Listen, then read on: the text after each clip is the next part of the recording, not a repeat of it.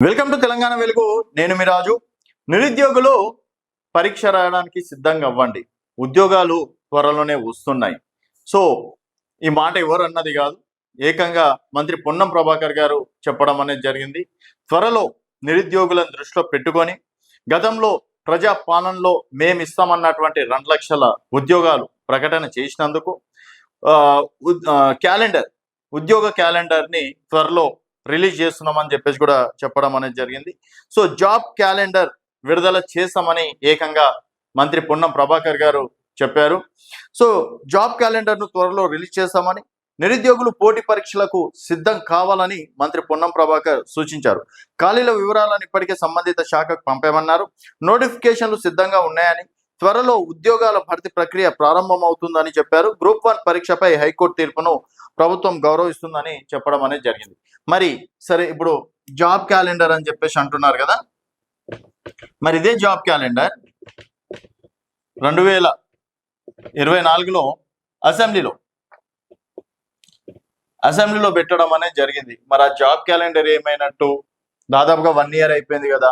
So ఆ job calendar గురించి మర్చిపోండి. సరే, ఇక్కడ బీసీకి సంబంధించి 42% విద్యా ఉద్యోగాల్లో వాటలు రావాలి, అదే ఎస్సీ వర్గీకరణ చేశారు కాబట్టి కొంతవరకు ఆలస్యమైందని చెప్పేసి కూడా చెప్తున్నారు. సో ఇప్పటికీ నిరుద్యోగులు మాత్రం కాంగ్రెస్ పార్టీ పైన తీవ్ర స్థాయిలో నిరాశ వ్యక్తం చేస్తున్నారు. ఎందుకంటే ఒక్క సంవత్సరంలోనే 2 లక్షల ఉద్యోగాలు ఇస్తామన్నారు. ఏకంగా ప్రియాంక గాంధీ, రాహుల్ గాంధీ ఈ మాట చెప్పడం అనేది జరిగింది. తీరా చూస్తే 22 నెలలు, ఇంకో 2 నెలలు అయితే 2 సంవత్సరాలు కూడా అవుతుంది.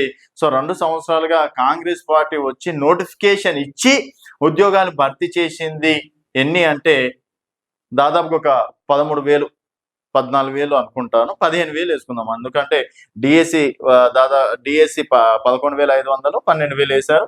తర్వాత మిగతా ఒక నోటిఫికేషన్ కూడా వేసినట్లున్నారు. సో దాదాపు ఒక 20,000 ఉద్యోగాలు అనుకున్నాం. సో నియామక పత్రాలు ఒక 60,000 వరకు నియామక పత్రాలు వేయడం అనేది జరిగింది. సరే, ఈ 80,000 కూడా వారి ఖాతాలో వేసుకున్నాం. 1,20,000 ఉద్యోగాలైనా సరే మాకు ఇవ్వండి, నోటిఫికేషన్ సంబంధించి జాబ్ క్యాలెండర్ ఇవ్వండి అంటూ ఈరోజు నిరుద్యోగులు రోడ్ల పైనకి వచ్చినటువంటి పరిస్థితి.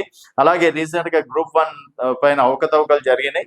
సో మళ్ళీ ఎగ్జామ్ అన్న నిర్వహించండి, లేకపోతే మళ్ళీ మూల్యాంకనం చేపియండి అని చెప్పేసి కూడా ప్రభుత్వాన్ని ఆదేశించడంతో వాళ్ళు కూడా దానికి సంబంధించి ఎక్కడ కూడా నోరు మెదపలేదు. దాన్ని స్వాగతిస్తున్నాం అని చెప్పేసి కూడా అన్నారు.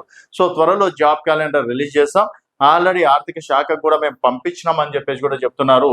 చూడాలి మరి ఈసారైనా సరే జాబ్ క్యాలెండర్ పకడ్బందీగా వచ్చి కాంగ్రెస్ పార్టీ ఇచ్చినటువంటి హామీని ఎంతవరకు నిలబెట్టుకుంటుంది అనేది చూడాలి. కొంతవరకు ఏంటంటే స్థానిక సంస్థల ఎన్నికల నోటిఫికేషన్ లోపు 5,944 JPO, 14,000 SI, police constable and 25,000 DSC ఖాళీలని నోటిఫికేషన్ విడుదల చేయకుండా ఎలక్షన్స్ పోతే కాంగ్రెస్ పార్టీకి ఓటుతో సమాధానం చెప్తామని కొంతమంది నిరుద్యోగులు కింద కామెంట్ చేస్తున్నటువంటి పరిస్థితి.